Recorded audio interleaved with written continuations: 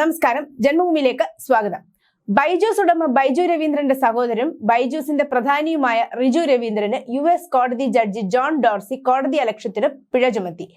കമ്പനിയിലെ 4440 കോടി രൂപ കാണാതായതിനെ കുറിച്ച് മറുപടി നൽകണമെന്ന് ആവശ്യപ്പെട്ടിട്ടും മൗനം പാലിച്ചതിനാലാണ് US ഡെലാവെയർ കോടതി ജഡ്ജി ജോൺ ഡോർസിയുടെ ഈ ശിക്ഷാവിധി. ബൈജൂസിന്റെ കമ്പനിയായ തിങ്ക് ആൻഡ് ലേണിന്റെ ഡയറക്ടറാണ് റിജു രവീന്ദ്രൻ. 4440 കോടി രൂപ ബൈജൂസിൽ നിന്നും വാങ്ങിയെന്ന് പറയുന്ന US ഹെഡ്ജ് ഫണ്ടായ ക്യാംഷാഫ്റ്റ ക്യാപിറ്റലിന്റെ മാനേജർ വില്യം മോർട്ടനെ അറസ്റ്റ് ചെയ്യാനും കോടതി ഉത്തരവിട്ടിട്ടുണ്ട്. പലതവണ ഹാജരാകാൻ ആവശ്യപ്പെട്ടിട്ടും ഹാജരാകാത്തതിനാണ് അറസ്റ്റ് വാറന്റ്. ഈ പണം എവിടെ പോയി എന്നതിന് കൃത്യമായ ഉത്തരം ബൈജു രവീന്ദ്രനോ അദ്ദേഹത്തിന്റെ സഹോദരൻ റിജു രവീന്ദ്രനോ നൽകുന്നില്ല. ഈ തുക വിദേശത്തെ ഒരു അക്കൗണ്ടിൽ ഉണ്ടെന്ന് US കോടതി നടപടികൾക്കിടയിൽ കണ്ടെത്തിയതായി പറയുന്നു. സാമ്പത്തിക സുതാര്യത ഇല്ലാത്തതിനാലും വാഗ്ദാനം ചെയ്ത പോലെ തിരിച്ചടവില്ലാത്തതിനാലും നേരത്തെ ബൈജൂസിന് വായ്പ നൽകിയ അമേരിക്കൻ നിക്ഷേപകർ ഇപ്പോൾ പുതിയ നിക്ഷേപം ബൈജൂസിൽ ഇറക്കാത്തതാണ് കമ്പനിയുടെ താളം തെറ്റിച്ചിരിക്കുന്നത്.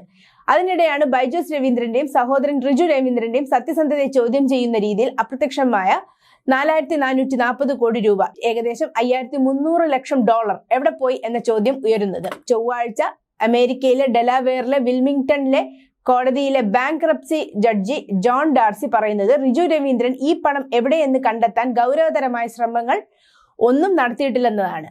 ഈ അപ്രത്യക്ഷമായ വൻ തുകയെപ്പറ്റി ബൈജു രവീന്ദ്രൻ നൽകിയ സത്യവാങ്മൂലം സത്യസന്ധമല്ലെന്ന് ഞാൻ പറയുന്നു, ജഡ്ജി ജോൺ ഡാർസി വിശദമാക്കി. വായ്പ എടുത്തവർക്ക് $120 കോടി തിരിച്ചടയ്ക്കാനിരിക്കെ Byju Raveendran Think and Learn എന്ന കമ്പനിയുടെ ഭാഗമായ ആൽഫ ഇൻകോ ആണ് ഈ 4440 കോടി രൂപ മറിച്ചത്.